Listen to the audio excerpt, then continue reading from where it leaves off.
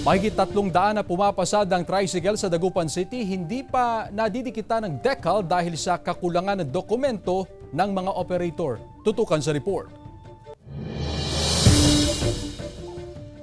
Aabot pa sa halos 10% o katumbas ng mahigit 300 pumapasadang tricycle sa Dagupan City ang hindi pa rin nakakabitan ng decal o regulatory sticker.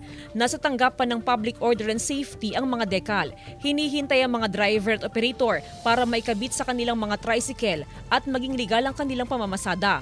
Ang problema, kulang daw sa dokumento ang ilang driver at operator kaya hindi sila mabigyan ng decal, tulad ng registration na manggagaling sa LTO. Unang-una, namumblema sila sa registration ng LTO, yung pag nag-for hire yung sasakyan.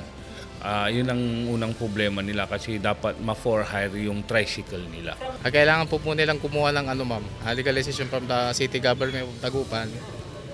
Tapos sa POSO, tanong nila kung mayroong mga nabakanting prangkisa po. Bagamat tapos na ang deadline sa renewal ng permit, tuloy-tuloy pa rin ng POSO sa pagdidikit ng decal sa mga tricycle. Yun nga lang, kailangan ng magbayad ng 500 pisong multa ang driver o operator dahil sa atrasadong pagpapakabit ng decal.